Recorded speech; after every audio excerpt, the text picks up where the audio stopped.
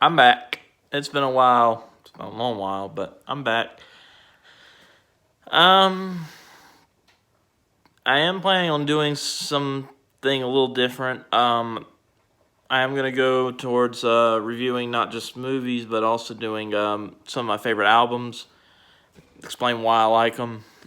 I may also do other media, but today's is still gonna be a movie. But instead of a whole franchise, just one movie. Though I wouldn't have complained if they did more because this movie is hilarious. And it is Tropic Thunder. Yeah, camera had it backwards, but that's just how it worked. But still, Tropic Thunder, where you get some of the funniest people around together to make a movie together, and the results show exactly what you would expect. Not only does it star Ben Stiller, but he also directs it, and he's one of those actors who also directs, but a lot of people, because they know him mainly for acting, they don't know he directs some of those movies. But he is a very good director. The films I have seen where he's directed, enjoyed them. And I also enjoy him as an actor as well. But in Tropic Thunder, he's firing on all cylinders. Trying to think where to start. I mean, I could just keep going on about the cast just because the cast is just, it's star-studded. Excuse me. You got Jack Black as kind of a Chris Farley type character. You have Robert Downey Jr. and he's not playing blackface, but he's playing a character who's doing blackface, which it's that narrow ledge that's kind of hard to traverse, but they, in my opinion, I feel like they managed to do it in a way where it makes, it doesn't go overboard because they acknowledge that it's messed, in the film, they acknowledge it's messed up and that the character is not mentally all there. It is an actor who disappears into his roles almost completely and is only himself in between the roles, and even then, there's still a point where he doesn't really know who he really is anymore, the character of Kirk Lazarus. But majority of the movie, he's in character of the movie Tropic Thunder. But you got Nick Nolte in it, who surprisingly worked very well with Danny McBride, who, if you've seen Eastbound and Down, you know who he is. If you've seen him, and you've probably seen him in a lot of other movies, he's hilarious. Always going to make you laugh. He plays one of the special effects crew, and I think he's hung out with actual special effects guys because it's actually pretty accurate. But the movie, and then we got a storm going on, so I might be a little distracted here and there. But I tend to just shoot off the cuff. I don't do multiple takes because I'm not a professional. I'm not going to pretend to be. But I'm going to go ahead and go into the movie because so I don't get any more distracted. But it's basically a film about a film. And that in itself kind of makes it a very meta kind of film because it shows you what goes into making a movie, at least from a certain point of view. I'm usually pretty good at actor names, but Steve Coogan, who a British actor named Steve Coogan, who if you saw Around the World in 80 Days with Jackie Chan, the guy who played Phileas Fogg, that guy. He plays the director. And he's trying to make a war movie based on a book by Nick Nolte's character, the book being Tropic Thunder. And it's very the very first scene we see being shot, platoon.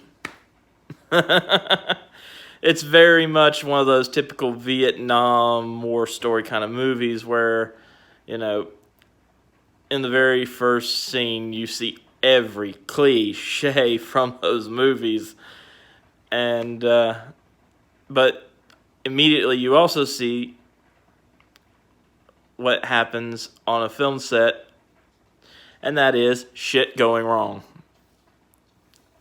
And that's something that I watch the behind the scenes documentaries on movies and stuff all the time. The accuracy is disturbing on this film, on what happens behind the camera. The kind of things, the issues the actors have, the, situation the director has to deal with, the things that can go wrong, like the special effects, the blunders. This is the kind of stuff that actually does happen on film sets. Maybe not all at once and not to this level, but what can happen in real life is still it's just disturbing how accurate this movie can be with some of these issues. But he's trying to get a way to get the right performance from his actors because they all have issues that they just are not able to deal with. And he's not being able to deal with it. And he's got the producer from Hell, Les Grossman. I'm not going to say who plays Les Grossman because it's kind of a surprise. Most people know at this point, but just because it's so funny that it's him, I'm not going to say who plays Les Grossman. But Les Grossman, producer from Hell, terrifying man in the most hilarious way possible. And order to get the producer off his back and to get what he needs from his actors, he takes advice from Four Leaf Tayback, Nick Nolte's character, who wrote the book, that you take your pansy actors and you put them in the shit. So, against all good reason and logic, he actually takes the actors, has some cameras set up, and not in their filming location, next to their filming location, where stuff is, where there's a drug pen, situation going on that they don't know about. But he drops them off into this scenario, hoping to film their reactions to, being lost in the jungle, not knowing that there's real shit going on. And of course, when the real shit does happen, they are just thinking it's part of the movie. And of course, I don't want to give too much away because I do recommend seeing this movie, though I should warn you, it's insane. It's insane. I enjoyed it. Having seen, the Rambo movies, having seen, stuff like Platoon and Full Metal Jacket. If you like war movies, you're going to appreciate the in-jokes and references. And if you enjoy comedies, loaded with it. If you enjoy stories about Hollywood, you're going to find stuff to enjoy. Matthew McConaughey plays Ben Stiller's character's agent. Hilarious. And it's just... I fully recommend the movie. I'm not going to say too much about it because there's so much to talk about that